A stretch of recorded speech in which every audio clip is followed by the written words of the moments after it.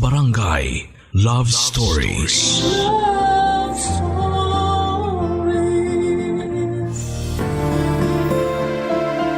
Walang pinipiling estado ang pag-ibig.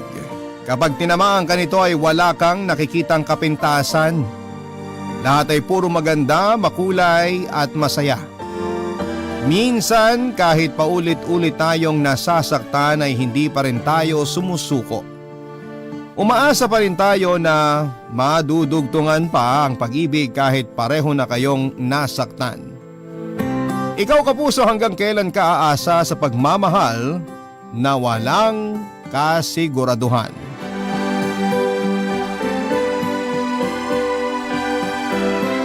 Dear Papa Dudut, hanggang kailan nga ba natin kayang mahalin ang isang tao? Mapapatawad pa ba natin sila kapag paulit-ulit nila tayong sinasaktan? Mahirap magmahal ng babaeng madaming minamahal. Mahirap baguhin ang bagay na nakasanayan na. At mahirap patinuin ang babaeng ayaw tumino. Hanggang kailan ka lalaban? Ipagpapatuloy mo pa rin ba ang kahibangan sa isang tao na kahit na harap-harapan kang sinasaktan, ay pilit mong ipinaglalaban? Papa Dudut, itago mo na lamang ako sa pangalang Richard. 34 years old, tubong Nueva Ecija. Isa ako sa mga masugid mong taga-subaybay at pagpatak pa lamang ng break time namin ay agad kaming nakatutok sa istasyon ninyo. Mabait ang foreman namin kaya hinahayaan niya kaming makinig ng radyo sa tuwing break time namin. Kusa niya itong nilalaksan kapag programa mo na ang umiere. Ganado rin kaming kumain habang pinapakinggan ka. Minsan hindi namin maiwasang mainis, lalo na kapag nakakainis ang sender mo. Halo-halo ang emosyon namin at minsan nga ay hindi pa namin maiwasan na pagkwentuhan at manghula kung ano ang susunod na eksena. Nahihiya man akong magpadala ng liham ay sinubukan ko na rin, Papa Dudut. Sigurado ako na kapag napakinggan ng mga kasamahan ko ang pagbasa sa sulat ko, ay alam na nila na ako ang sender. Papa Dudut, napadpad ako dito sa Maynila noong 25 anyos pa lamang ako. High school lamang ang natapos ko. Maaga ko na ulila, kinupkup ako ng tiyuhin ko at dinala ako dito sa Quezon City noong mamatay ang tatay ko. Mabait ang tiyuhin ko, matandang binata po ito at gustuhin man niya akong pag-aralin hanggang kolehiyo ay hindi naman niya nagawa. Pumanaw din ito dahil sa malubhang karamdaman. Sa edad kong 17 ay nag-umpisa na akong magtrabaho bilang construction worker. Nung una ay nahihirapan ako pero kailangan kong kayanin para mabuhay, Papa Dudut. Marami ang nagsasabi, Papa Dudut, na gwapo daw ako. Matangkad rin ako at maitim dahil na rin siguro lagi akong bilad sa araw. Marami ang nagpapahaging sa aking babae pero hindi ko alam kung bakit hindi ko man lang nagawang manligaw. Pero noong makilala ko si Rona ay nagulo ang nananahimik kong mundo. Nagtatrabaho siya sa cabaret at nakilala ko siya noong minsan na magkayayaan kami ng kasamahan kong uminom, Papa Dudut. Simula noong makilala ko si Rona ay hindi na siya nawala sa isipan ko. Hanggang sa madalas ko na nga siyang puntahan sa pinagtatrabahuhan niya at niligawan, Papa Dudut.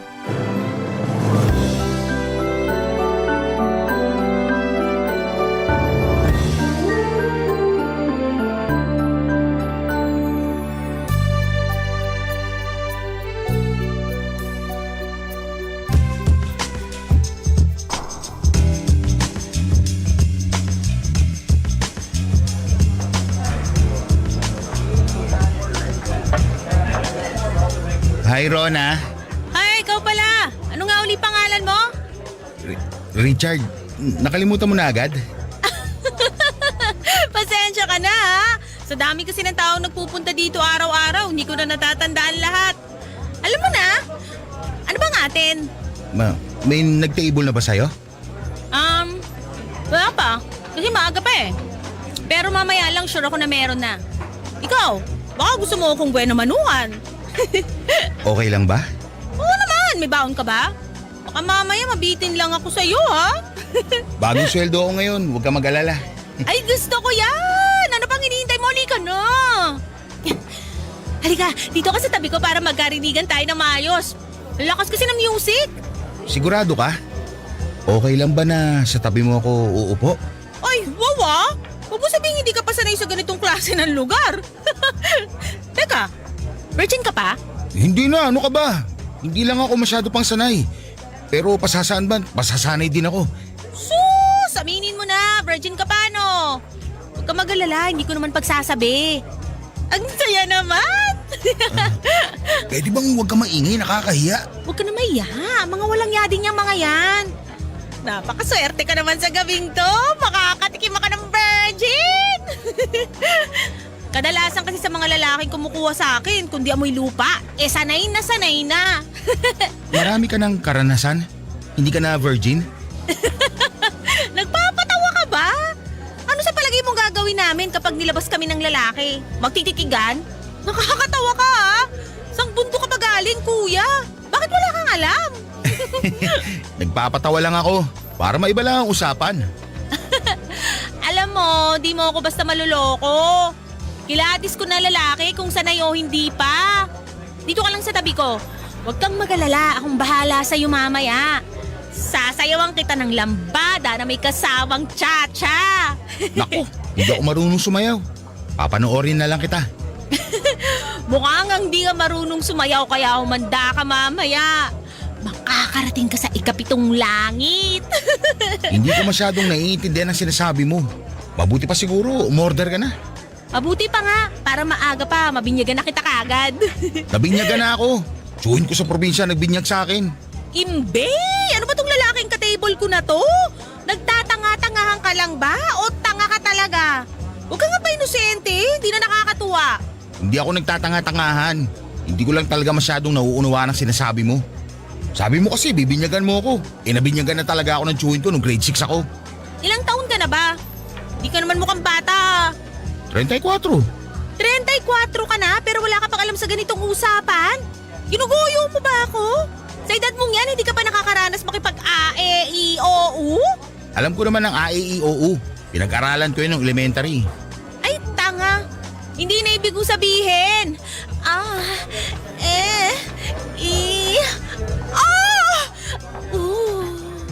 Sex ang ibig kong sabihin. Lakas mo ang trip dito. Baka mamaya maniwala ako na inosente ka talaga. Ikaw naman, hindi ka na mabiro. Ako pa ba? Siyempre hindi na ako virgin. Nagkaroon din naman ako ng girlfriend. Hindi nga lang nagtagal. Inaasar lang kita. Nakakatuwa ka kasing tingnan kapag naiinis. Lintik ka! Lakas mo manggoyo ah! Pero muntik na ako maniwala na tanga ka talaga. Sa bagay, sa gwapo mong yan, imposibleng wala ka pang karanasan. So paano? Magbobolahan at magtatanga-tangahan na lang ba tayo rito? Umpisa na natin!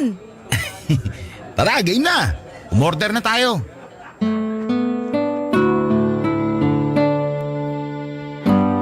Papadudot yun ang naging simula ng pagiging magkaibigan namin ni Rona.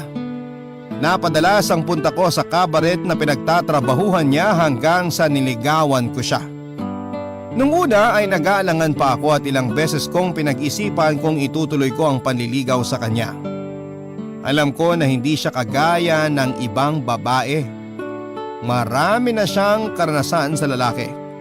Pero sadyang makulit ang puso ko. Kung sino pa yung hindi karapat-dapat sa paningin ng iba ay doon pa tumibok ang puso ko. Lalo ko po ang ginayuma, Papa Dudut. Ayaw ko nang mawalay sa kanya at ayaw ko nang mawala siya sa paningin ko. Inaraw-araw ko ang pagdalaw sa kanya, binakuran ko talaga siya at hindi ko inayaang may mag-table sa kanyang iba. Halos masaid ang ipon ko pero hindi ko ininda yon. Ang mahalaga sa akin ay makasama ko si Rona at wala nang ibang maglabas sa kanya. Papadudot madalas sinasabi sa akin ng mga kasamahan ko na baka daw init ng katawan lamang ang nararamdaman ko para kay Rona. Kaya ako nagkakaganito. Marami daw ibang babae na mas matalino, mas maayos at may pinag-aralan. Kahit daw construction worker lamang ako ay makakahanap pa rin daw ako ng matinong babae. At huwag ko daw sayangin ang oras ko sa kagaya ni Rona, na walang puso at pera lamang ang habol sa akin. Gwapo naman daw ako at hindi ako mahihirapang makabingwit ng mas maayos na babae.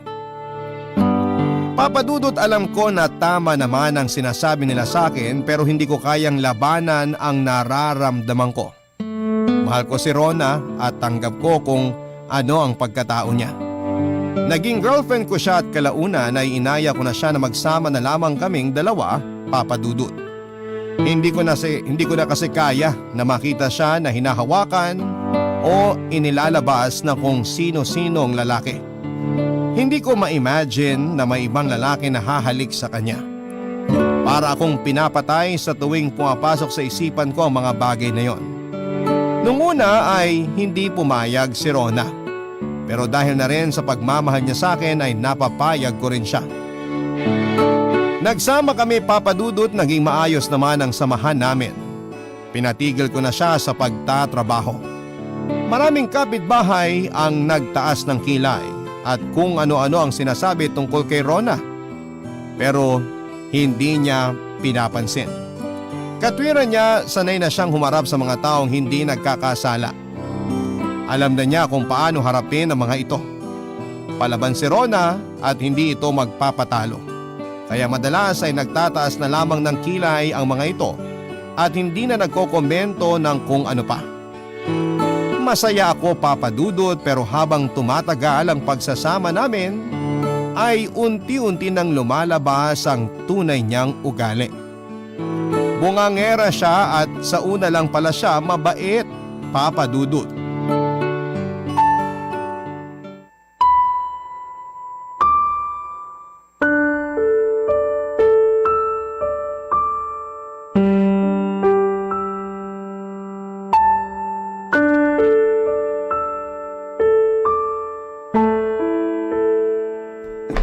Bakit ngayon ka lang umuwi? Nagkayaan kasi kami na tumagay. Napasarap kami kaya medyo ginabi ako. Ayoko nang mauulit to ha. Yang pinangtatagay mo, binibili mo na lang sana ng pagkain dito sa bahay.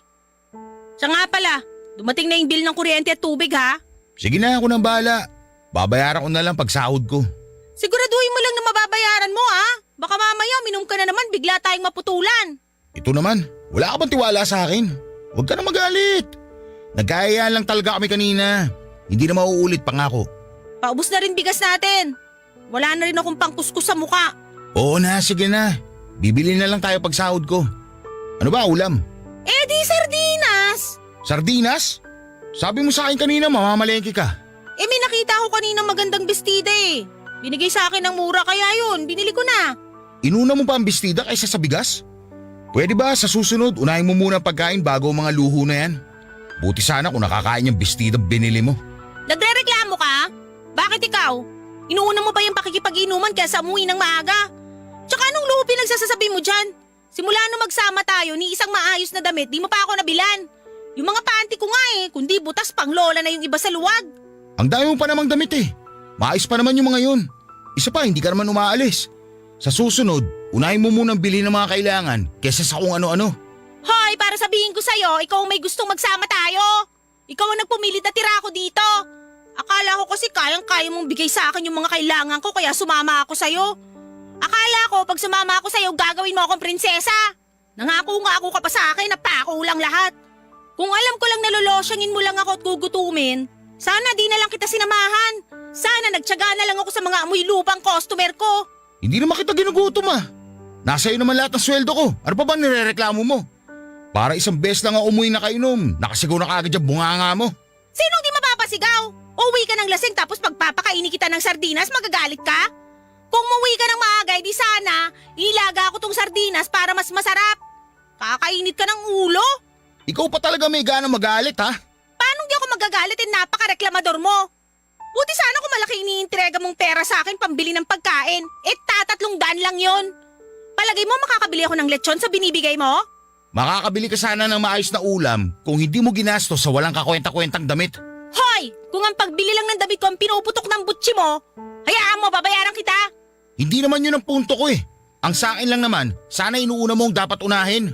Oo na, mali na ako. Sige na, magbihis ka na bago ka pa samayin sa akin. Ikaw pang matapang, ikaw na nga may pagkakamali. Ayos ka rin no? Umayos ka kasi.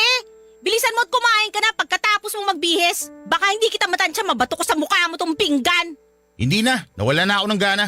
Matutulog na lang ako. Eh di matulog ka na. Huwag ka na rin gumising kung gusto mo. Wiset. Ewan ko sa'yo, bahala ka sa buhay mo.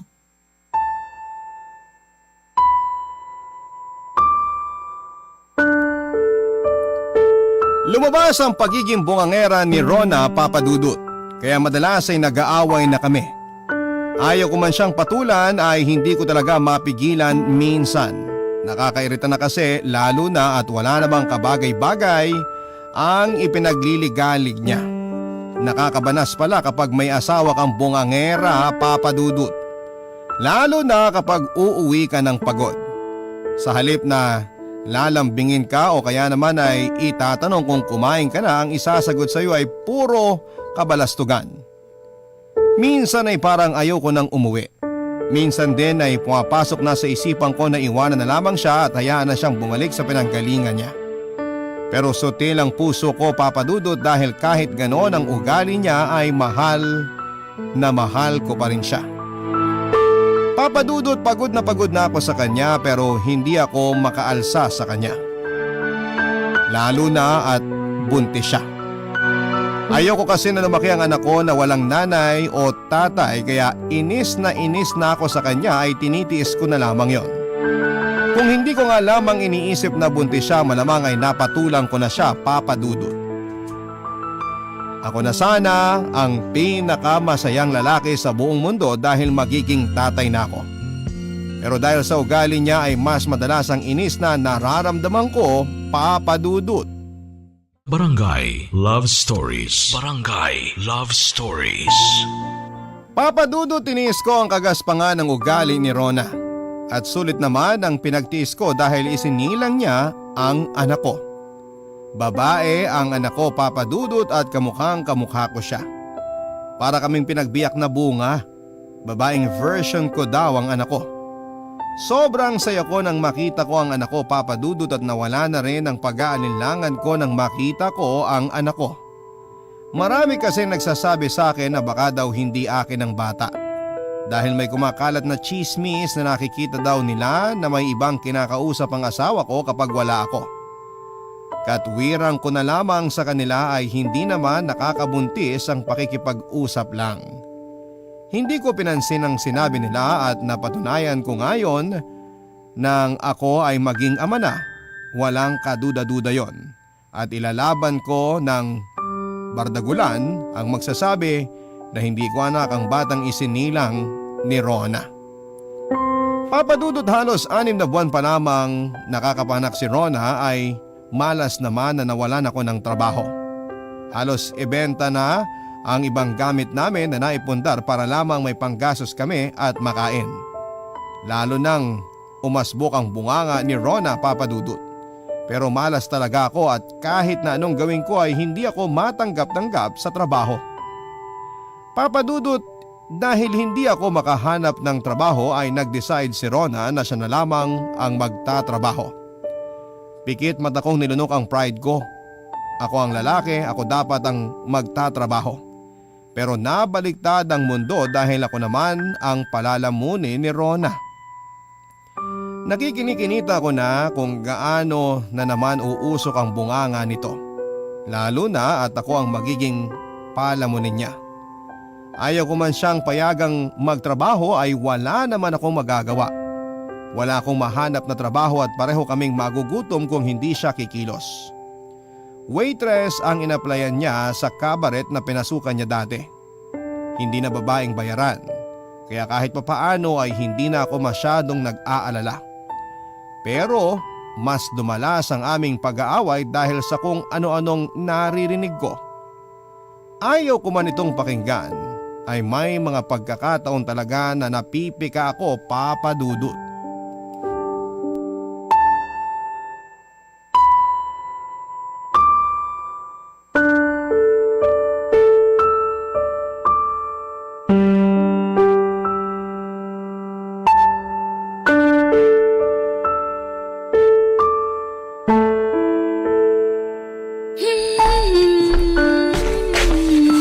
Bakit ngayon ka lang umuwi? Hanggang alauna lang na madaling araw ang trabaho mo, di ba? May galante kaming customer na ng libre eh. Bibigyan daw kami ng malaking tip kung sasamahan namin siyang uminom. Sayang naman kung di namin papatulan. Minsan lang naman yung kaya yun, napasarap. Uwi ba yan ng matinong babae? Matino? Sinong matino? Ako? Sino ba kausap ko, di ba ikaw? Sabi mo kasi matino eh. Kala ko may bakang kausap. Hindi kasi ako matino. Bakit magising ka pa? Natural, hinihintay kita. Alangan namang matulog na ako nang wala ka pa. Sus! Kilala kita. Malamang sa malamang inaabangan mo lang kung totoong sinasabi ng kapitbahay natin na may bakong lalaki. Wag nga ako. Hindi ko pinoproblema ang sasabihin ng kapitbahay. Kapanan mo iniisip ko. Wawa! Ang tanda ko na para bantayan. Ang sabihin mo, kunwari lang na hindi ka naniniwala sa mga sinasabi ng kapitbahay. Pero ang totoo, nanggagalaiti ka na sa inis. Kilala kita, oy!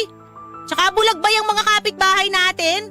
Hindi ba nila nakikita na para kayong pinagbiyak na arinola ng anak mo? Babaeng version nga lang. Di wala ngang nakuha sa akin. Samantalang ako naman ang nagbuntis. Simula bukas, susunduin na kita sa trabaho ah. Wag na, sayang pamasahe. Bantayan mo na lang yung anak mo. Huwag kang mag-alala, hindi ako mababawasan. Uuwi ako ng buong buo. Kaya ko na sarili ko. Ayoko na mauulit to, naiintindihan mo? Oh, ba't di mo sagutin? Sino ba yan? Wala, number lang. Baka nagkamali lang ng tawag.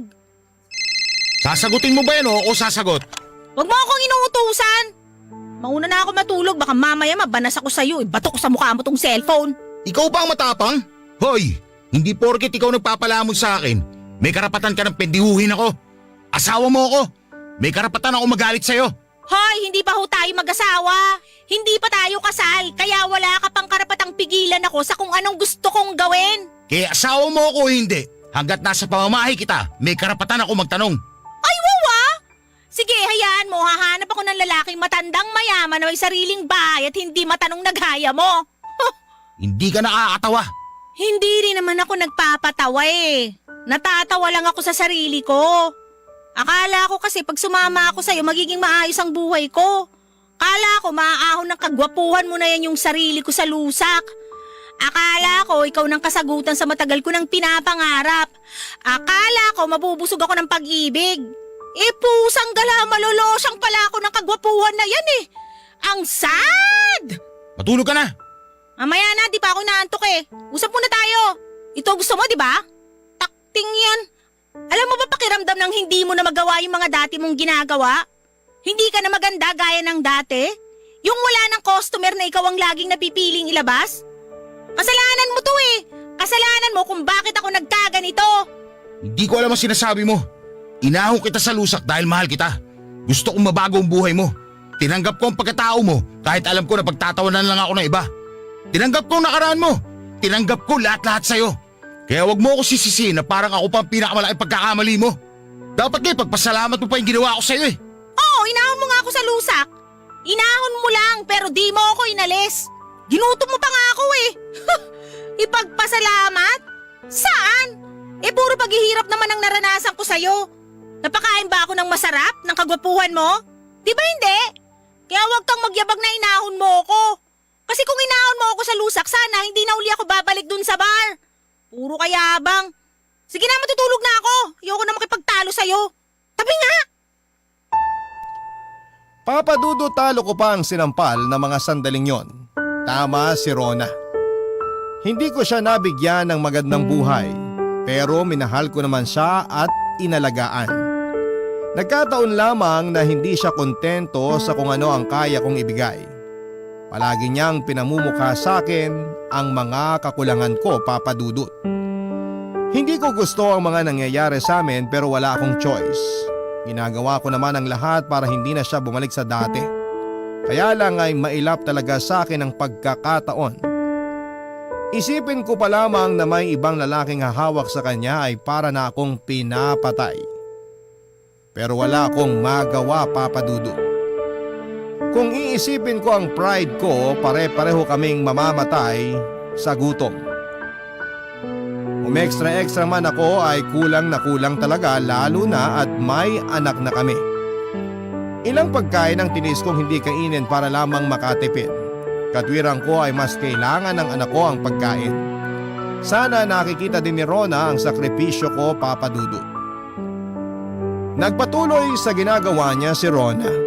Ako naman ay hindi tumigil sa paghahanap ng matinong trabaho. Iniiwanan ko na lamang minsan ang anak ko sa kapitbahay namin sa pagbabaka sakali ko na makahanap muli ng trabaho. Pero talagang minamalas ako, Papa Dudut. Palagi akong umuuwing laglag balikat.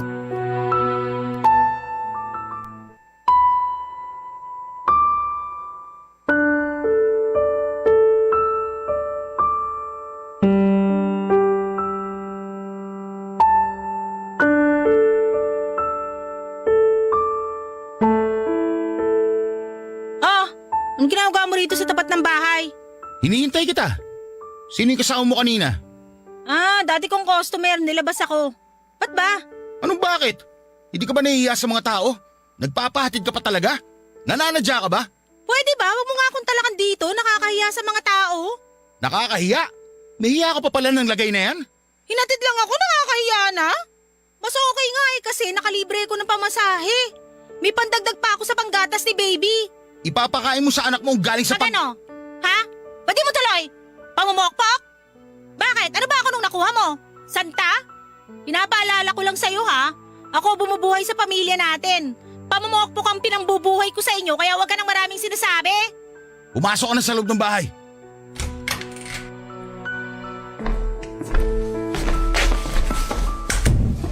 Ang sabi mo sa akin, waitress ka lang doon kaya pumayag ako na magtrabaho ka ulit doon.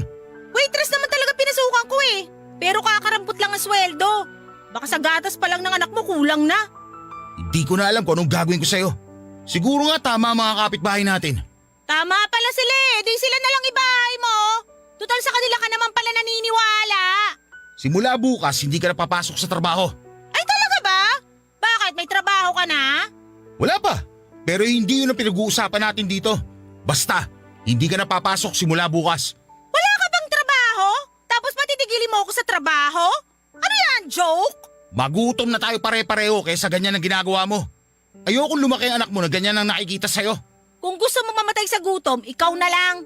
Huwag mo na kaming idamay ng anak mo. Ayusin mo kasi ang buhay mo. Maayos ang buhay ko. Buhay mo ayusin mo. Kung ayaw mo ako nakikitang ganito, humanap ka ng matinong trabaho. Naghahanap ako ng trabaho. Wala palang bakante sa mga ina-applyan ko. Alam mo naman kung anong klaseng trabaho ang pwede kong pasukan, di ba?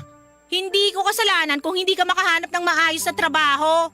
Kaya wag mo ako idamay dyan sa problema mo. Basta ako gagawin ko kung anong gusto ko.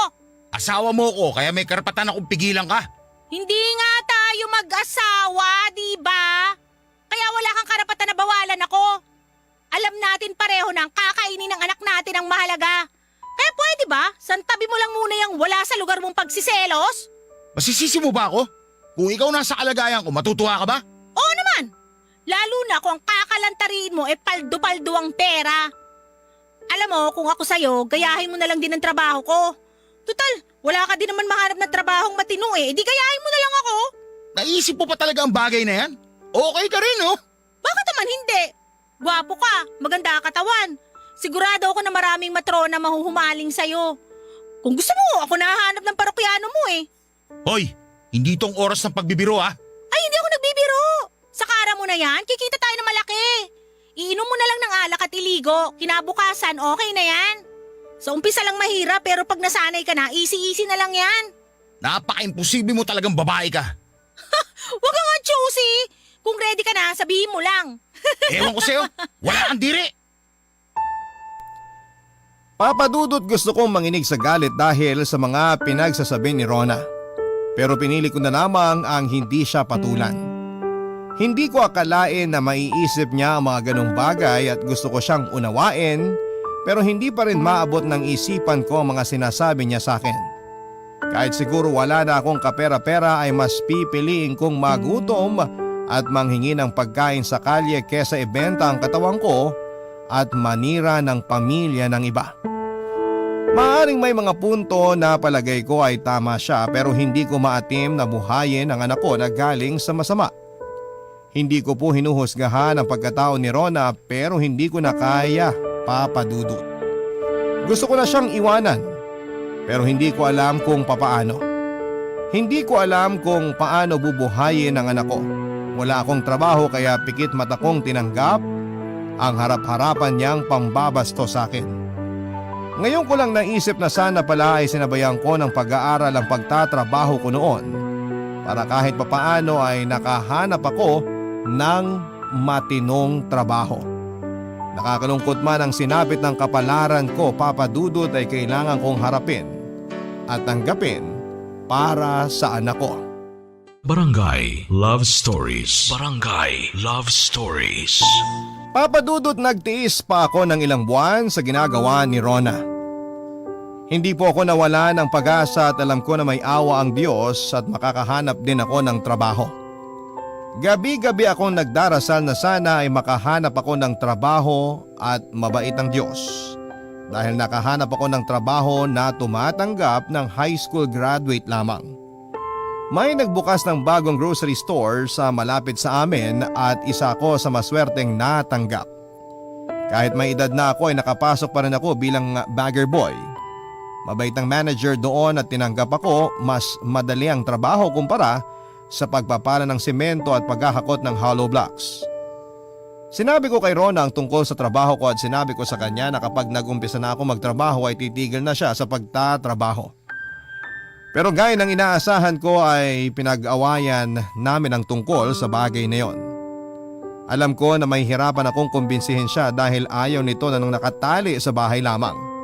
Pero nagbabaka sakali pa rin ako na sabihin sa kanya ang bagay na yon. Papa Dudut, gaya ng inaasahan ay hindi po natuwa si Rona sa desisyon ko. Lalo na at nababalitaan ko na may lalaking naghahatid sa kanya tuwing wala ako. Madalas din daw na nakikita ito ng kapitbahay namin na nakikipaglandian sa iba at iba't ibang lalaki. Nasasaktan man ako ay nilagay ko na ang loob ko na hindi na kami magiging maayos. Kailangan ko nang magdesisyon. Kailangan ko nang tapusin ang relasyon namin. Bubuhayin ko ang anak ko ng mag-isa at bahala na siya sa buhay niya kung ano man ang gusto niyang gawin. Ang mahalaga sa akin ngayon ay ang kapakanan ng anak ko.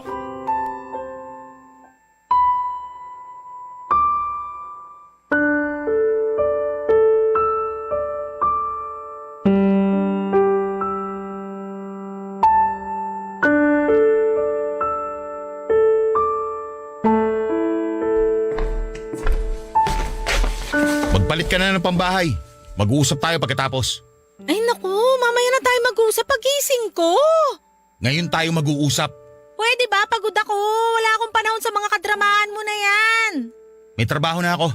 Ah, talaga? Eh di congrats! Ano, pwede na ba ako matulog? Simula bukas, titigil ka na sa trabaho mo. Sino may sabi? Sino ba narinig mo nagsabi? Di ba ako? Wala akong pakialam. Basta magtatrabaho ko tapos. Bakit ba hindi mo maiwanan ng trabaho mo na yan? Siguro sarap ka na namang himasimasi ng mga parokyano mo matatanda, no? Gustong gusto mo talagang inilalabas ka ng mga lalaki may asawa eh. Enjoy na enjoy ka, no? Oo, at mas nag-i-enjoy ako magpahima sa kanila kesa sa'yo. Ano, masaya ka na? Pinalalampas ko lahat ng pagkakataon na pinagmumukha mo akong tanga. Hinayaan kita magtrabaho, pero hindi ko gusto na babuhin mo yung sarili mo para lang sa kapritsyo mo. Kapritsyo? Wow! Ano to, mayaman tayo at may kapritsyo tayong eksena? Hoy, pinapaalala ko lang sa'yo ha. Baka kasi nakakalimutan mo. Bumalik ako sa trabaho ko na to dahil sa'yo. Dahil kung hindi ako bumalik dun sa bar, magugutom tayo. Wala kang trabaho, di ba? Tapos ngayong maayos na uli trabaho ko, insultuhin mo na ako? Bakit? Ano bang trabaho mo? Manager ka ba ng bangko? Magsalita ka, kala mo naman napakalaki na suswelduhin mo. Eh baka nga mas malaki pa ang kinikita ko sa pagbubuka ng hita kaysa sa pinagmamalaki mong trabaho eh. At least marangal ang trabaho ko kaysa sa'yo. Kung ayaw mo tumigil sa lintik na trabaho na yan, bahala ka sa buhay mo. Hindi na kita pipigilan. Tutal, palagi na lang din naman na ikaw ang nasusunod. Mabuti pa maghiwalay na tayo.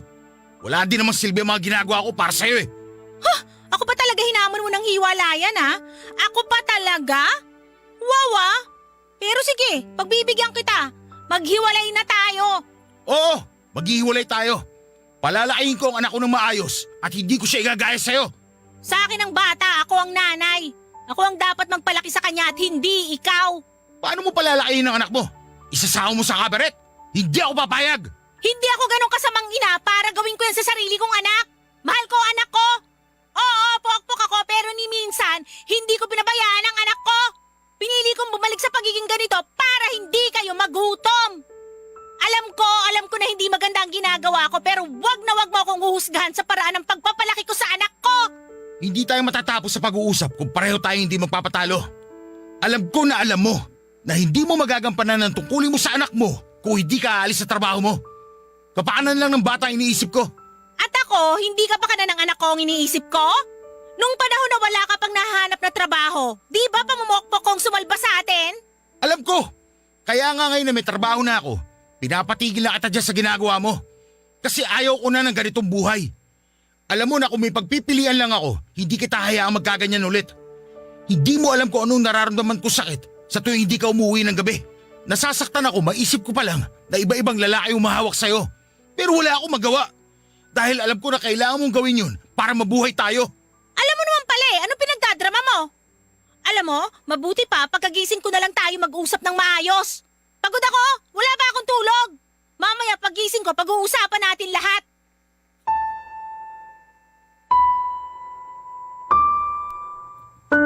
Papa Dudut, gaya ng dati ay wala na naman kaming naging matinong usapan ni Rona. Pero nakapag-decide na ako. Makikipaghiwalay na ako sa kanya at ilang araw na lamang at mag-uumpisa na akong magtrabaho. At gusto kong magsimula ako na hindi na siya kasama. Total ganon din lamang ang nangyayari. Aalis siya ng gabi, darating siya ng umaga, tapos maghapon siyang tulog. Kaya parang wala din kaming kasama sa bahay. Oo, tama at naibibigay niya ang pangangailangan ng anak namin pero bilang asawa niya ay hindi niya nagagampanan ang tungkulin niya sa akin. Papadudod ilang beses kong nakita si Rona na may naghahatid na lalaki. Pero sa pagkakataong yon ay hindi na iba-iba. Iisang lalaki na lamang ang naghahatid sa kanya. Kaya sigurado ako na ang lalaking yon ang madalas na kausap nito sa telepono. Madalas ko siyang mahuli na humahagik-hik o di kaya naman ay ngumingiting mag-isa habang may ka-text. Ayaw mang aminin sa akin ni Rona na may relasyon sila ng lalaking yon ay nararamdaman ko na may relasyon silang dalawa. Papadudot, alam ko na malaki ang kasalanan ko sa mga nangyayari. Akala ko kasi ay magagawa ko siyang buhayin at baguhin. Akala ko kasi ay kakalimutan na niya ang ginagawa niya para sa amin. Pero nagkamali ako. Mas naging malala ang sitwasyon at mas nalubog siya dahil sa pagpayag ko. Pakiramdam ko ay napakawalang kwenta kong lalaki. Para kong tau-tauhan at siguro ay panahon na para totohanin ang pakikipaghiwalay sa kanya kahit masaktan pa ako, Papadudot.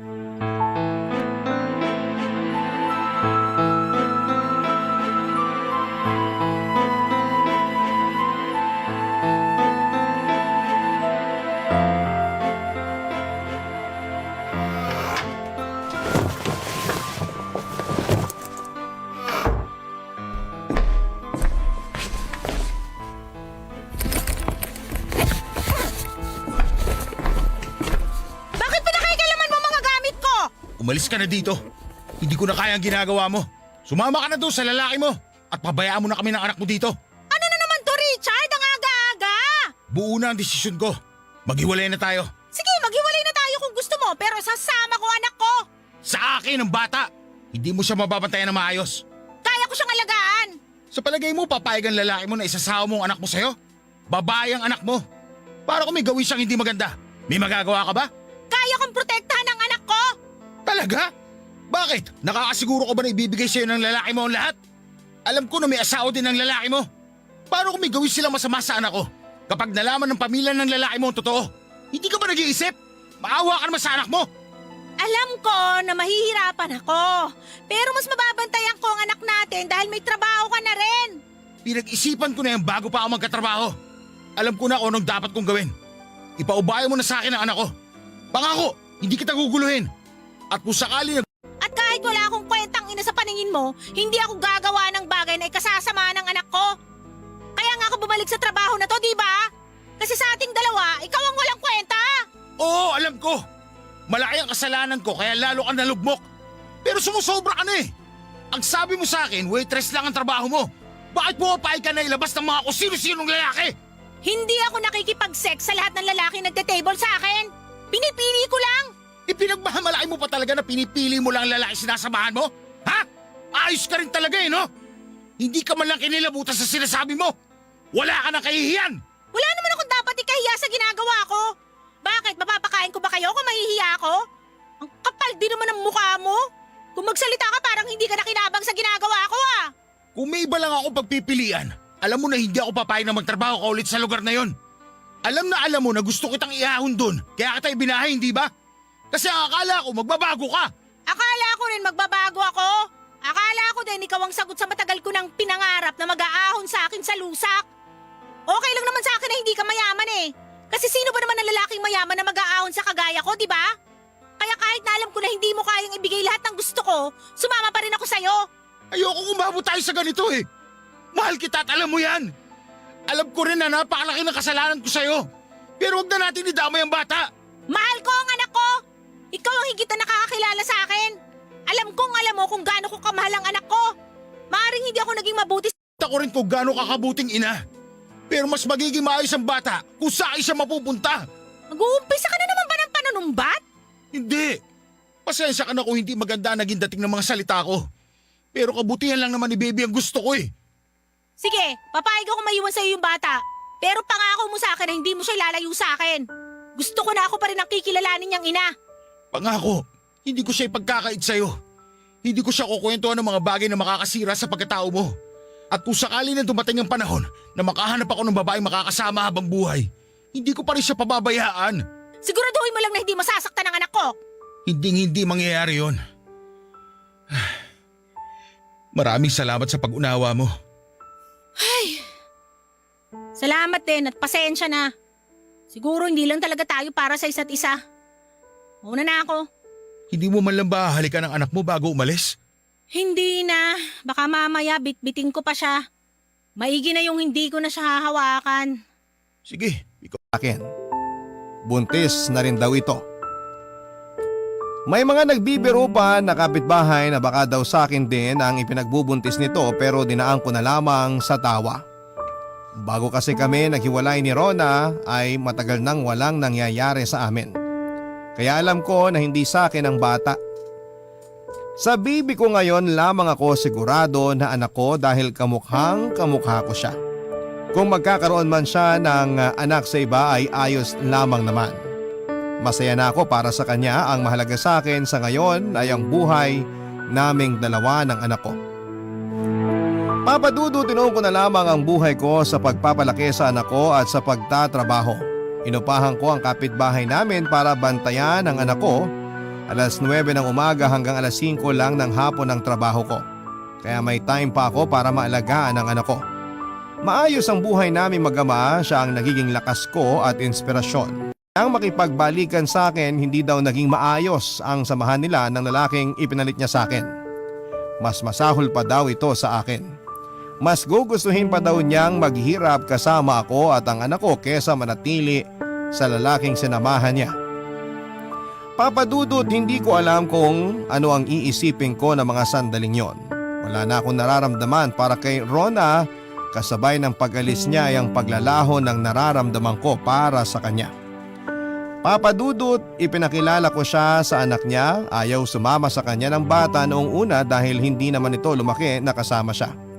Inayaan ko siyang makipaglaro sa anak niya at inamin din niya sa akin na nagkaanak din siya sa lalaking sinamahan niya pero kinuha din ito ng ama dahil baka daw hindi rin niya maalagaan ng maayos. Papa Dudut, hinayaan ko si Rona na paminsan-minsan ay dumalaw sa anak niya. Nakikita ko na malaki na ang pinagbago niya. Pero hindi ko pa rin nakikita ang sarili ko na magiging kaming muli. Mas okay na ako na single at tama na maging magkaibigan na lamang kami. Hindi ko na siguro kailangan ng babae sa buhay ko. Ayoko nang maulit ang dati. Mas masaya yung walang asawa na magbubunga nga o kaya magbabawal kung ano ang dapat mong gawin. Malaya akong nagagawa ang gusto ko nang walang inaalala na kahit ano. Saan ako na lamang itutuon ang atensyon ko at makita ko man ang effort ni Rona na magbago ay hindi ko na yon pinapansin. Okay na ako Papa Dudut, okay na ako. Papa Dudut, maraming salamat po sa pagbasa ng liham ko naway magbigay ng inspirasyon sa mga listeners mo ang storya ng buhay ko. Hindi man kasing kulay, kasing bigat ng storya ng iba, sana'y kapulutan po ito ng aral at sana'y wag maging mapusok. Mas piliin natin ang tamang direksyon para wala tayong masasaktan na tao. At upang hindi rin natin pagsisihan sa huli ang naging desisyon natin. Ang inyong forever kapuso at kabarangay, Richard. Barangay Love Stories. Love stories.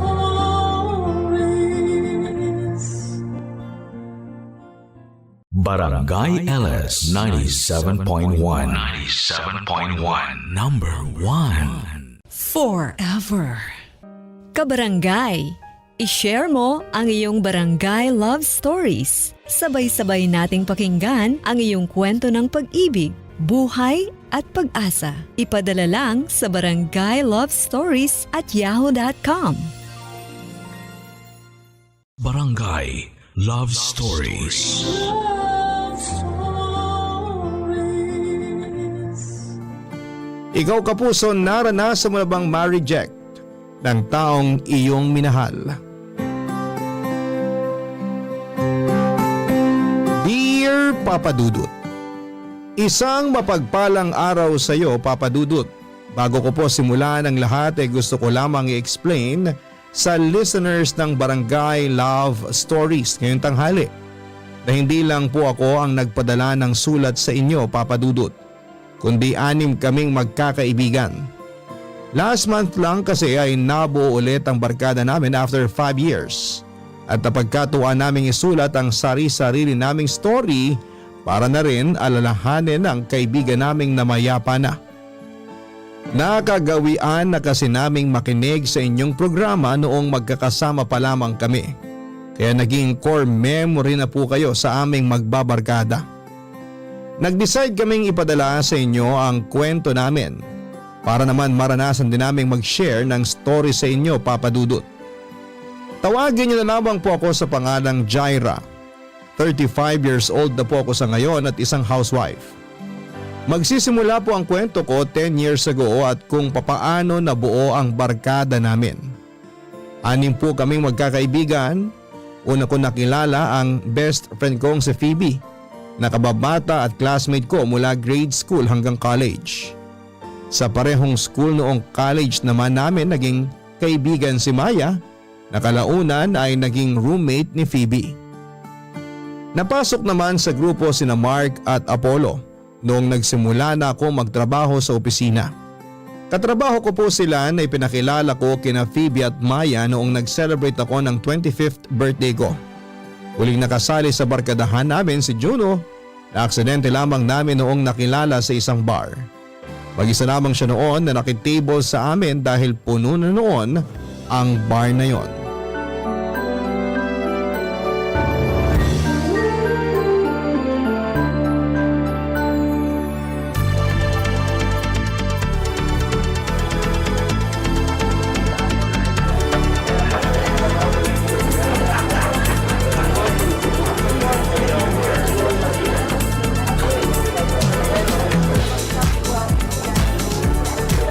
Grabe! Ang haba ng pila sa restroom. Oh, nasaan na sina Phoebe at Maya? Hindi ko rin sila napansin eh. Nasa smoking area ako kanina. Si Apollo ang tanungin mo. Umuwi na sila. Si Phoebe sinundo ng boyfriend niya. Si Maya, luminja na naman tulad ng dati. Ang daya talaga ng mga babaeng yun. Iniwan ako. Di ka na nasanay eh, laging sila ang unang umaalis sa inuman. Oo, kayong tatlo. Mabuti nga ngayon, ikaw nakatagal ka. Hindi kaya tayo nahanap ng girlfriend mo ngayon? Nagpaalam naman ako. Minsan sa relasyon, kailangan nyo rin ng time for yourself. Yun ang secret para magkaroon ng long-lasting relationship. Sus! Nakachamba ka lang kasi mabait yung girlfriend mo. Alibasa, ikaw Mark, never mo pang na-try tumagal sa relasyon. At least maraming na-try. Huwag niyo namang iparamdam sa akin na wala akong jowa. Excuse me. Sorry sa abala pero may nakaupo ba rito? Wala na po. Umuwi na yung nakaupo dyan. Pwede mo nang kunin yung upuan kung gusto mo. Actually, hindi ko kailangan ng upuan. Kailangan ko sana ng table. Pinalis kasi ako sa table ko eh. Pinaalis ka? Bastos naman ang nagpaalis sa'yo. Sino yung mga yan para mapagsabihan? Hindi. Mali pala yung term na ginamit ko. Hindi pala ako pinaalis. Ako yung umalis kasi ako lang yung nakaupo dun sa malaking table. Yung kabilang grupo, nagsisiksikan sila dun sa isang table. Nahiya naman ako kaya umalis na lang ako. Kaso ayoko pa sanang umuwi. Kaya, pwede ba akong makijoin sa inyo? Oh, sure! Dito ka na lang. Total, umalis na yung ibang kasama namin. Okay lang ba? Nakakahiya kasi. Okay lang, no worries. Salamat. Ano palang mga pangalan nyo? Ako si Jaira. Mark, ito naman katabi ko, ang lover boy namin, si Apollo. Nice to meet you guys. Ako pala si Juno. So, bakit ka naman mag-isa?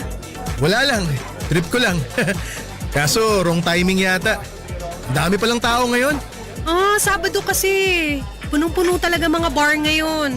Kaya nga hindi ako na-inform. Ngayon lang din kasi ako lumabas. Hindi naman talaga ako mahilig uminom. Sayang, hindi mo naabutan yung dalawang kaibigan namin. Sina Phoebe at Maya. Hindi rin mahilig uminom yung mga yon. Tingin ko kaya sinundo si Phoebe kasi lasing na yun. Nirason lang yung boyfriend pero ang totoo, malapit na naman siyang sumayaw sa dance floor kung sakali. Ganun yun pag lasing eh. Matagal na ba kayong magkakaibigan? Medyo matagal na rin. Itong sina Mark at Apollo, workmates ko. Tapos yung kinukwento naming sina Phoebe at Maya, college friends ko naman. I see. Ang saya siguro magkaroon ng maraming kaibigan, no? Oo naman! Pwede rin kasing magtikiman. Hoy! Bastos talaga ng bunganga nito. Biro lang. Bakit ikaw, Juno? Wala ka bang friends? Meron naman, pero di tulad yun na pwedeng ayaing lumabas para mag-party. Konti lang din kasi mga kaibigan ko tapos yung iba sobrang busy na sa buhay. Dito ka na lang sa amin. Tong si Jaira, timid lang tingnan pero party girl yan. Kalad ka rin. Pwede mong ayain kahit saan. Hindi kaya. Pwede kang jumoin sa amin. Kaya nga kami nagbabar para makakilala ng bagong kaibigan. The more the merrier, di ba? Totoo ba? Nakakatuwa naman.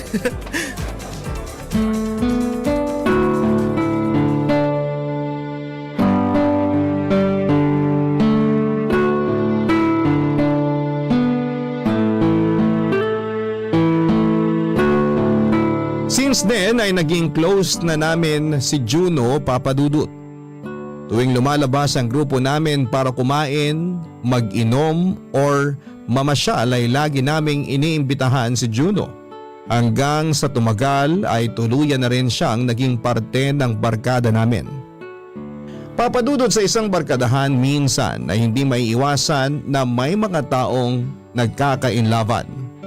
Ako na po ang best example noon dahil na-fall po ako sa isang kaibigan, si Mark. Pero ang feeling ko po na yon para sa kabarkada ko ay pilit ko pong itinago. Kilala kasi si Mark na babaero. Siya ang pinaka-playboy sa grupo. Hindi ko nga po alam kung may hinahabol ba siyang kota pagdating sa mga girlfriends dahil sobrang bilis niyang magpalit ng nobya. Marami siyang bad record pagdating sa pag-ibig dahil hindi siya marunong magseryoso sa relasyon. Isa pa po ay sobrang high maintenance ni Mark. Siya ang pinakamayaman sa aming lahat, siya ang taga-libre. Sasakyan niya ang laging gamit namin tuwing lumalabas. Sobrang taas ng social status niya, Papa Dudut. Maliban doon ay sobrang good looking din siya. Kaya hindi na rin nakapagtataka kung ang mga type ni Mark ay mga babaeng parang ilalaban sa Miss Universe. Ganon pa man, Papa Dudut, despite his playboy image, ay may good side din naman si Mark. At yun ang dahilan kung bakit sa hindi inaasahan na pagkakataon ay na-fall po ako sa kanya.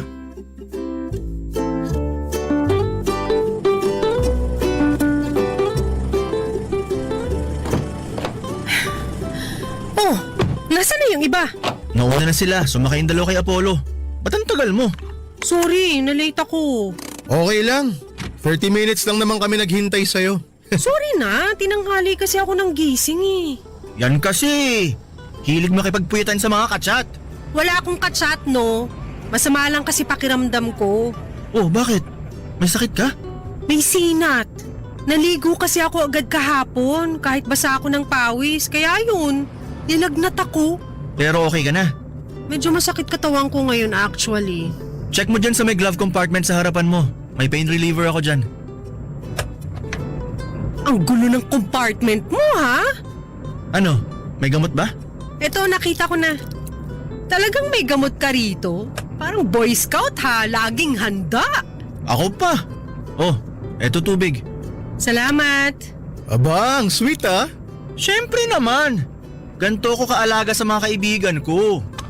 Parang hindi naman. O baka ganyan ka lang talaga kaalaga sa mga babae? Ganyan ba ang trick para makabingwit ng chicks? Tatanong ko lang ano pa bang nandyan sa glove compartment mo? Baka may sanitary napkin ka pa dyan ha? Sweet talaga yan. Talaga ba? Baka mamaya mabalitaan ko na lang na ikaw na pala yung girlfriend ni Mark ha? Excuse me? May sarili akong standard, no? Ouch! Taas naman ang standards mo. Ano bang ideal guy ng isang Jaira? Basta hindi chick boy, okay na ako ron. Wala ka ba talagang ni katiting na attraction kay Mark? Yung totoo ha, walang magsisinungaling. Wala! Never ako ma-attract kay Mark, no? Kala mo naman to. Di rin naman ako magkakagusto sa'yo. Good! At least nagkakaintindihan tayo. Sayang, bagay pa naman kayo. Naku, tigilan mo ako dyan, Juno. Huwag mo akong itulad sa mga babae ni Mark na madaling mabola. Tumigil lang nga kayong dalawa. Basta ako, may love life. May love life nga, temporary lang naman. At least meron. Turuan mo naman si Jaira kung paano magka-love life. Baka sakali magkaroon na rin siya ng boyfriend sa wakas. Di ko kailangan ng boyfriend. Masaya na ako sa buhay ko. Kaya kong alagaan ang sarili ko. Woo! Di na yan magkaka-love life. Tatandang dalaga na yan. Bakit nyo ba ako pinagtitripan? Kasi nga, late ka. Pinaghintay mo kami ng 30 minutes, kaya ito napala mo. Grabe kayo sa akin. Maawa naman kayo. May sakit nga yung tao, di ba? Sabihan mo na yung iba na mag-order na sila para sa atin. Para kain na agad tayo pagdating. Sige, ako na. Tatawagan ko si na Phoebe.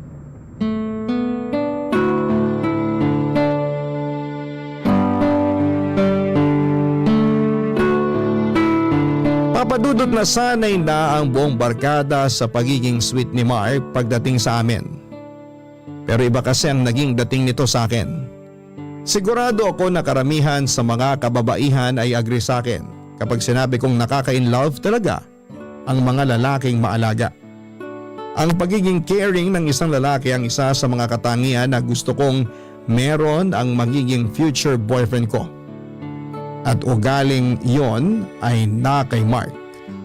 Yun nga lang po hanggang pangarap na lang siguro ang wish ko magkaroon din ng pagtingin sa akin si Mark.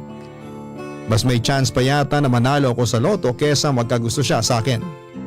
Malayo ang itsura ko sa mga tipo niyang babae at isa pa'y paulit-ulit niyang ipinamumuka sa akin na never siyang maa-attract sa akin.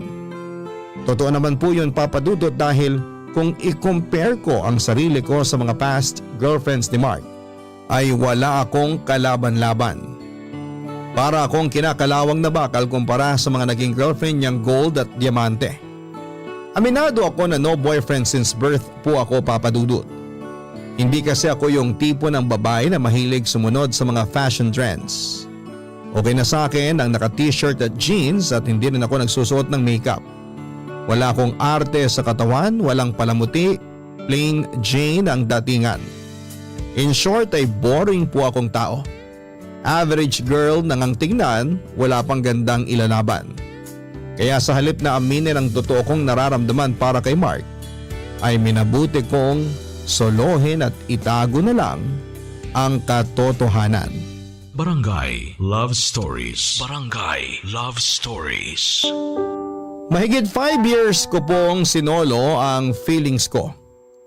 Ganun ako kaseryoso nung sinabi kong never akong aamin kay Mark. Ang hidden feelings ko para sa kanya ay nanatiling nakatago. Sa mga nagdaang taon ay mas tumatag at lumalim pa ang samahan naming magbabarkada. As expected ay mas dumami rin ang listahan ng mga babae ni Mark.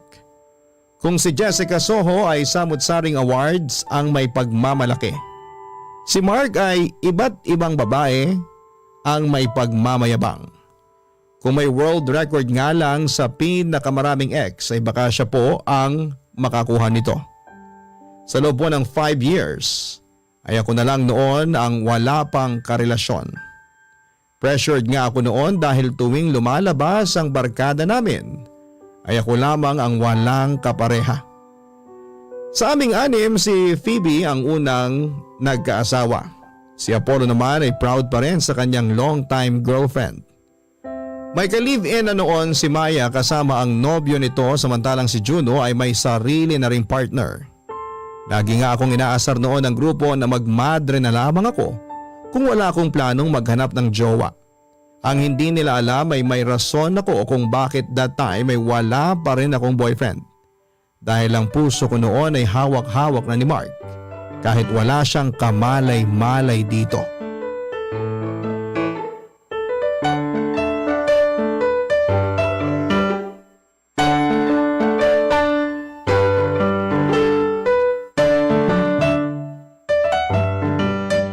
Oh, ayan na yung madre. Huwag niyo akong simulan ha. Wala ako sa mood ngayon. Menopause na ba agad? Ikaw Mark, lagi ka na lang nang aasar. Tigilan nyo na nga si Jaira. Di na kayo naawa. Wala nang ang jowa, iniinis nyo pa. Isa ka pa, Apollo. Aalis talaga ako, bahala kayo dyan. Porkit wala rito si Phoebe na kakampi ko, kinaganyan nyo na ako. Bakit ba kasi ayaw mo pang pumasok sa relasyon? Eh ba't ba kayo nakikialam? Ang sungit naman, nagtatanong lang eh. Gusto ata niyang dalhin sa hukay yung title niyang NBSB eh. Gusto mo ba turuan ka namin kung paano lumandi? Sige nga Juno, turuan mo nga. Wag ako. Si Mark dapat ang magturo, siya yung malanding lalaki. Ganito kasi yan. Ang unang gawin mo, itapon mo na yung buong wardrobe mo. Ilagay mo sa sako tapos sunugin mo. Kasi kahit sinong lalaki, makita palang fashion sense mo, aatras na agad. Nagdadamit ako for comfort. Hindi ako nagdadamit para magpa-impress ng lalaki. Bakit palagi niyong iniisip na kaya nagpapaganda ang mga babae para sa inyong mga lalaki? Masyadong misogynistic ha? Jaira, kami lang naman concerned sa'yo. Huwag mong masamain ang tulong namin. Oy, wala ka na itutulong sa akin, Mark. Kayo, lakas niyo mang asar. Kapag ako nakasama ko sina Maya at Phoebe, mag-girl power din kami para asarin kayo mga lalaki. Gusto mo bang hanapan ka namin ng blind date? No thanks. Ako, may irereto ako sa'yo. Alam niyo guys, salamat sa concern ha, pero happy ako maging single. Being single means freedom. Kaya kong gawin lahat ng gusto ko nang walang nagbabawal sa akin. Pero seryoso nga, wala ka bang ni isang tao na natitipuan sa buong buhay mo? Meron, si Alden Richards. Eh may Alden Richards na tayo ah. Andyan si Marco. Lalayo ka pa ba? Di ba nga? Change topic na nga. Bakit ba ako naka-hot seat ngayon? Oh, last question. Kung liligawan ka ba ni Mark, sasagutin mo siya? Hindi. Hoy, hindi rin naman kita liligawan. Lakas mo ka romcom ng dating yung dalawa. Nangangamoy enemies to lovers. Hindi ko siya liligawan kasi nahanap ko na yung the one for me. Pang ilang beses mo nang sinabi yan. Para ka nang sirang plaka dyan. Ano pa bang definition mo ng the one? The one! Yung the one na gusto mong makasama habang buhay. The one na gusto mong pakasalan. The one na gusto mong maging nanay ng mga anak mo. Mukhang finally magsiseryoso na ang pinaka-playboy na lalaki sa balat ng lupa. Totoo na ba talaga yan? Totoo na to. Si Megan na talaga. Megan pa ang pangalan niya? So kailan mo siya ipapakilala sa amin? Malapit na. Huwag kayong mag-alala. Sana nga siya talaga. Parang may nasasaktan na. Ikaw, Juno ha? Tigilan mo nga ako.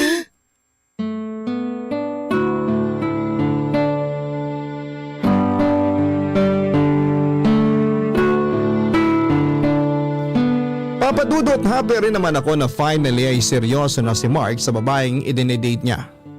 Pero magiging sinungaling ako kapag sinabi kong hindi ako nasaktan. Minsan nga ay nahihirapan na ako makisabay sa mga biruan nila dahil may mga pagkakataong medyo totoo na ang sinasabi nila. Tuwing inaasar nila ako kay Mark ay sobrang hirap magtago ng feelings. Mabuti na talaga at nasanay na ako sa mapang-asar na ugali ng mga barkada ko. That time ay biglang nagbago si Mark. Hindi lang sa ugali kundi pati na ang mga gawain. Mula sa pagiging makulit na playboy ay para siyang naging maamong tupa. Siguro totoo nga na powerful ang love dahil kaya nitong baguhin ang isang tao. Papadudot nung ipakilala po sa amin ni Mark ang kanyang girlfriend na si Megan ay nakaramdam ako ng kaunting insecurity. Maganda po si Megan at agad siyang nagustuhan ng buong barkada. Naging maganda naman ang takbo ng relasyon nilang dalawa hanggang sa isang araw ay bigla na lang iniwan ni Megan si Mark. First time ko pong nakita si Mark na sobrang broken. First time lang niyang umiyak dahil sa babae at bago ito para sa amin. Bilang ako po ang parang pinakatakbuhan ng barkada tuwing problema, ay ako po ang nilapitan ni Mark for comfort. Nagsalo kami sa isang inuman kung saan ay nilabas niya sa akin ang lahat ng dinadala niyang sakit.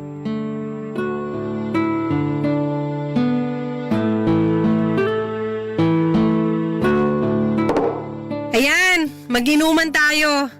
Natira yan nung nag-party tayo last time dito sa apartment. Talagang ready ka.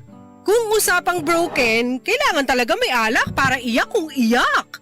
Hindi naman ako iiyak. Nasasaktan lang talaga ako ngayon. Hindi ko talaga inaasahan na sa ganito lang matatapos yung relasyon namin. Ano ba kasing nangyari sa inyong dalawa? Bakit kanya biglang iniwan? May third party bang involved? Wala naman. Wala siyang iba. Wala din akong iba. Basta isang araw na-realize daw niya na di na raw nag-work yung relasyon namin. Nawalan na lang daw siya ng gana. Tapos break na? Ganun lang? Oo. Yun lang ang rason tapos tinapos na niya lahat. Hindi mo ba ipinaglaban? Sinusubukan ko siyang kausapin. Hanggang ngayon mini-message ko siya. Tinatawagan ko siya para sana ayusin namin kung ano man ang problema. Kaso hindi niya ako pinapansin eh. Sinubukan mo bang puntahan siya sa trabaho? Sa bahay nila? Ayaw niya makipagkita sa akin. Wala rin daw siya sa trabaho nila.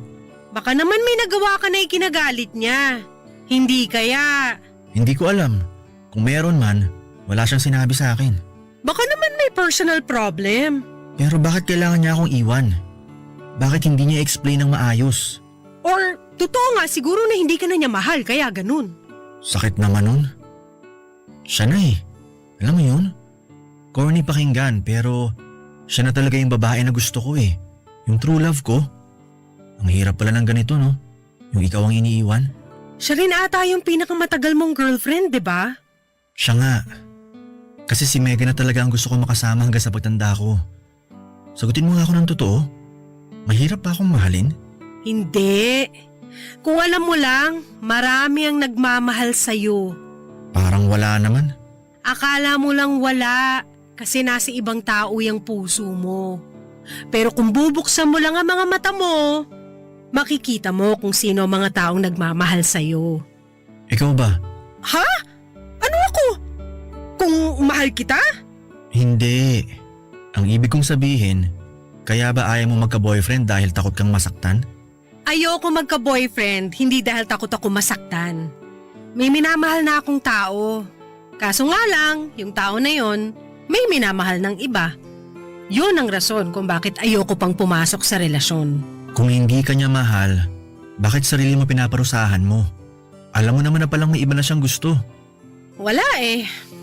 Mahal ko pa rin siya eh. Siguro, hihintayin ko na lang yung araw na mapagod na lang ako. Yung araw kung kailan yung puso ko na mismo ang mag-give up. Akala ko ako lang yung broken. Ikaw din pala. Teka, bakit sa akin na napunta yung topic? Di ba dapat problema nyo ni Megan ang pinag-uusapan natin? Ano pa bang pwedeng gawin sa problema ko? Ayaw na nung tao sa akin eh. Ilalaban ko pa ba? Kahit alam ko nang wala na talagang pag-asa? Hindi ka pa naman sure eh kung wala na talagang pag-asa. Bigyan mo muna siya siguro ng space. Tapos sumubok ka ulit. Kung mahal mo, hindi mo siya bibitawan basta-basta. Siya ang gusto mo, di ba? Kung ganon, ipaglaban mo siya. Galing mo naman pala mag-advise. Kung ganyan naman pala, sana mabigyan mo rin ng maayos na advice ang sarili mo. Huwag kang mag-alala. Kaya ko ng sarili ko.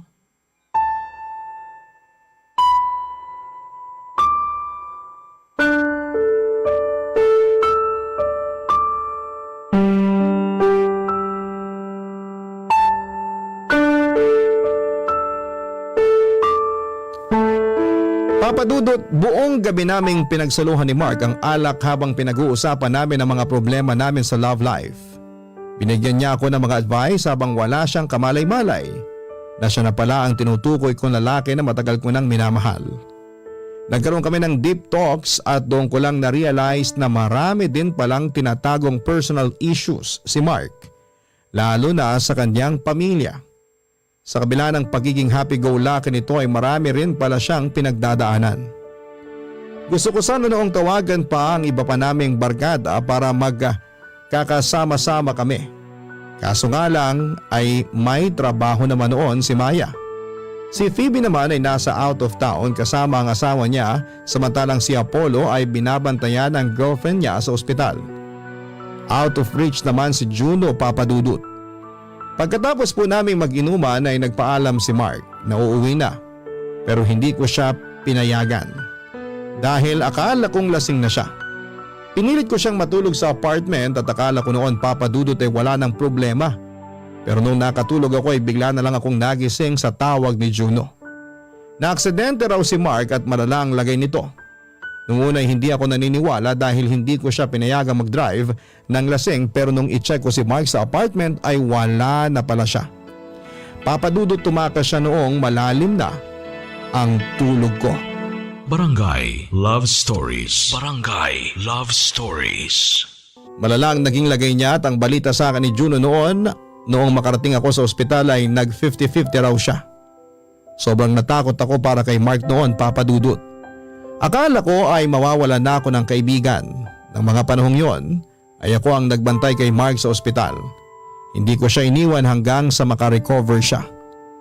Sa mga araw ng pag-aalaga ko kay Mark ay hindi ko na po naitago ang nararamdaman ko, Papa Dudut. Wala na akong pakialam noon kahit na makahalata ang mga kaibigan namin. Basta ang focus ko lang noon ay ang pagpapagaling ni Mark. Ibinigay ko sa kanya ang mga bagay na hindi kayang ibigay ni Megan, at yon ay ang makakasama at makakaramay. Ganoon din na pinaramdam ko sa kanya na may pamilya siya. Bagay na hindi magawa ng sarili niyang pamilya. Papa Dudut, si Juno po ang naging kasakasama ko sa ospital para magbantay kay Mark. Paminsan-minsan ay binibisita rin siya ng iba naming kaibigan, pero ako ang araw-araw na nag-i-stay sa tabi ni Mark dahil dito ay si Juno ang unang nakapansin sa kakaiba kong ikinikilos. Nung magkaroon kaming dalawa ng time na mag-usap ay doon niya ako tinanong kung ano ang meron sa aming dalawa ni Mark.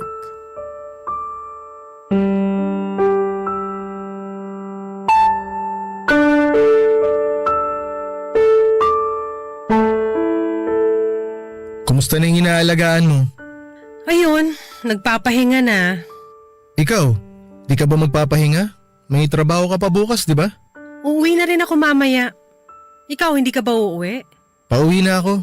Pero bago ako umalis, may gusto lang muna sana akong tanungin sa'yo. Ano yun? May something ba sa inyo ni Mark? Sa amin? Wala! Bakit mo naman nasabi yan? Actually, matagal ko nang napapansin yan. Hindi lang ako nagsasalita pero napapansin ko na talaga na iba ka pagdating kay Mark. Paano iba? Kailangan ko pa ba talagang i-explain? Feeling ko alam mo naman yung tinutukoy ko eh. Siya ba yung lalaking sinasabi mo na nagmamay-ari ng puso mo? Huwag kang mag-alala. Hindi ako magkukwento sa mga kaibigan natin. Siya nga. Si Mark yung tinutukoy kong mahal ko. Alam ba niya? Hindi. Bakit hindi mo sabihin sa kanya ang totoo? Bakit pa? Lagi naman niyang pinapamukha sa akin na hindi niya ako gusto eh. Gagawin ko lang tanga ang sarili ko kapag umamin ako sa kanya. Ganun ka rin naman, di ba? Todo deny ka sa feelings mo sa kanya. So paano ka nakakasiguro na hindi ka niya gusto? Naku Juno, Tignan mo nga ako. Never ako magugustuhan ni Mark. Sinasabi mo lang yan kasi natatakot ka. Hindi ka kasi marunong mag-risk eh. Lagi kang playing safe. Ayaw mo mag-try. Para saan? Para masira ang friendship namin? Para sa puso mo. Para sa peace of mind mo. Para sa sarili mo. Okay na ako sa ganitong setup namin. Okay ka nang umaasa? Nagmamahal ka ng mag-isa? Nasasaktan ka ng walang nakakaalam? Kesa naman masaktan ako ng harap-harapan. Naku Jaira, hindi yan maganda. Subukan mo lang sabihin, malay mo maging worth it naman yung pag-amin mo. Hindi ko alam. Natatakot ako eh. Alam kong natatakot ka. Pero mas natakot ka nung naaksidente siya, di ba? Nung akala mong hindi na siya makakasurvive. Mas nakakatakot yun, Jaira. Yung mawalan ka ng chance na sabihin ang totoo sa taong minamahal mo. Araw-araw ka magkakaroon ng what if. Isang tanong na hindi masasagot kapag hindi ka nag-risk. Sa tingin mo, mag-iiba ba siya sa akin kapag nalaman niya ang totoo? Mag-iiba siya, oo. Expected na yun kasi may malalaman siyang totoo mula sa'yo. Either tanggapin niya o hindi. Pero ano man ang maging outcome, asahan mo na may magbabago. Pero alam ko naman na hindi basta-basta itatapon ni Mark yung pinagsamahan niyo. In case lang na hindi maging maganda ang ending if ever magtapat ka man sa kanya. Bakit ba kasi sa lahat ng tao, sa kanya pa nahulog ang loob ko? Love is a mystery kasi. Kaya nga siya masaya eh. Sige, magko-confess ako sa kanya kapag nakalabas na siya ng ospital para matapos na to. Good luck. Nandito naman ako kapag nangailangan ka na makakausap. Salamat. Pero favor naman, Juno, wag na lang natin tong sabihin sa iba. Ha? Sure. Makakaasa ka. Tikom ang bibig ko sa sikreto nating dalawa.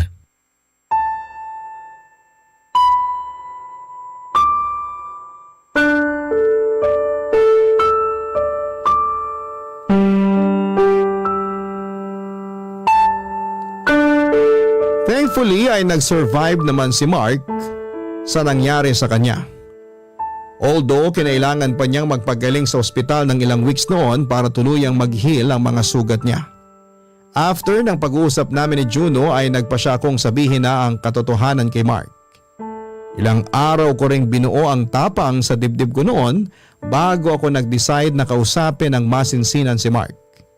Pero sa araw kung kailan aaminin ko dapat sa kanya ay bigla namang nagparamdam ang ex-girlfriend nitong si Megan. Sa biglang pagpapakita ni Megan Papadudot ay biglang nawala sa katawan ko ang courage para umamin. Biglang umurong ang lakas ko kaya sa huli ay muli akong nagtago. Katulad ng dati muli kong sinarile ang nararamdaman ko. Mas mabuti na yon lalo na at noong mga panahong yon ay parang gusto na ulit makipagbalikan ni Megan kay Mark pagkatapos nitong maaksidente. Hanggang sa dumating ang araw ng Valentine's noong 2018. Bigla po nagaya si Juno na magkikita ang buong barkada sa isang bakanting lote malapit sa kanila. Inutusan niya ang lahat na magdala ng isang bagay na nagre-represent sa current status namin noong araw na yon dahil gagawa raw kami ng time capsule na sabay-sabay naming bubuksan after 10 years.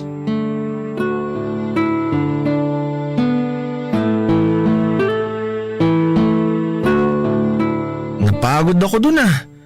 Time capsule lang binuo natin pero parang daig ko pang nag-workout. Oh, ano nang gagawin natin ngayon? Maghihintay tayo ng 10 years tapos huhukayin natin ulit to. Ang dami mo talagang alam, Juno. Para sa atin din to. Sure ako matutuwa tayo kapag binalikan natin to after 10 years. O siya, kung wala na tayong gagawin, pwede bang mauna na ako sa inyo? Nag-aaya pa si Phoebe kakain daw tayo ng dinner. Kayo na lang muna siguro. Gusto ko na munang mapag-isa ngayon. Sorry, baka ako rin di na makasama sa inyo. May pupuntahan din ako eh. Ano ba yan? Broken na nga tayong lahat ngayong Valentine's Day, hindi pa tayo magkakasama-sama. So kami na lang mga girls ang lalabas. Ikaw Mark, sasama ka ba? May lakad din ako eh. Next time na lang siguro. O sige, tara na. Kanya-kanya na muna tayo. Wait lang, mauna na kayo. May sasabihin lang ako kay Mark. O sige, mauna na kami. Bye guys. Ingat kayo pa uwi. Jaira, good luck ha. Salamat. Mag-ingat kayo pa uwi. Ano yung sasabihin mo? Ganito kasi yun. May gusto akong aminin sa'yo. Ano yun? Matagal kong pinag-isipan to. At ngayon lang ako nakapag-decide na sabihin to sa'yo dahil dyan sa time capsule na naisip ni Juno. Okay. Ano nga yun? I like you, Mark. Matagal na ako may gusto sa'yo.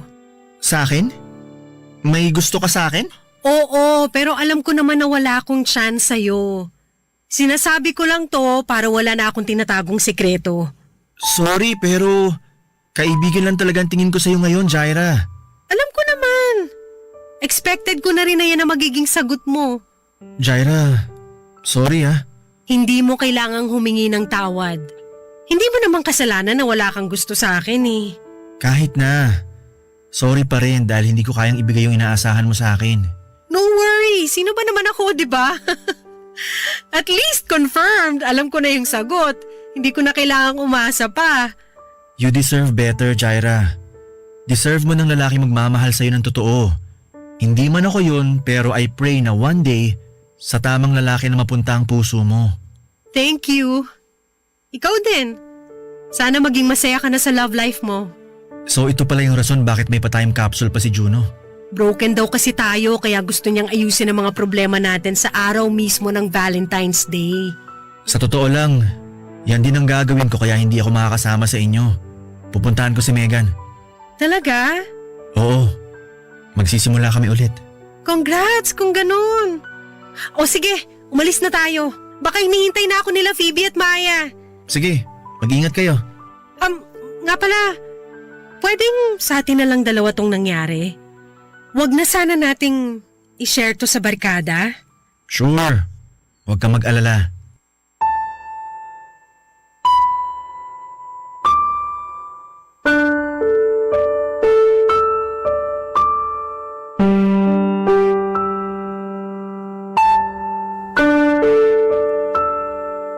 Papadudot masakit pala ang ma-friend zone. Pero at least kahit papaano ay nakahinga naman ako kasi wala na akong feelings na kailangang itago. After ng confession ko kay Mark ay wala namang nagbago sa pakikitungo niya sa akin.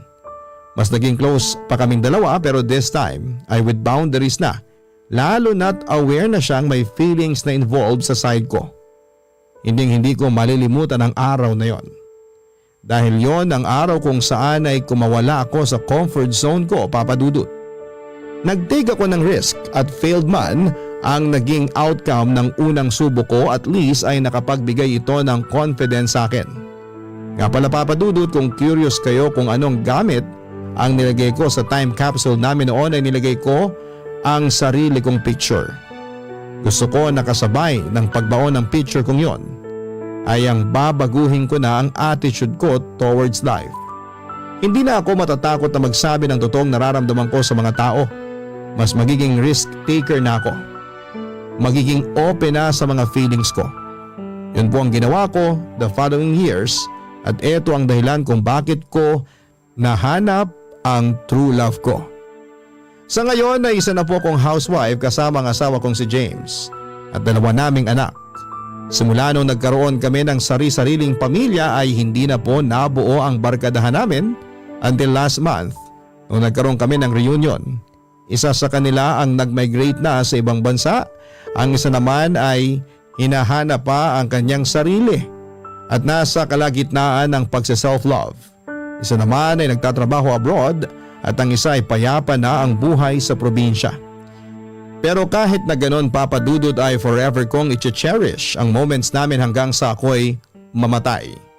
Hanggang dito na lamang ang aking kwento. Maraming salamat po sa inyo at mabuhay kayo. And God bless. Ang inyong forever kapuso at kabarangay, Jaira. Barangay Love Stories. Love Stories.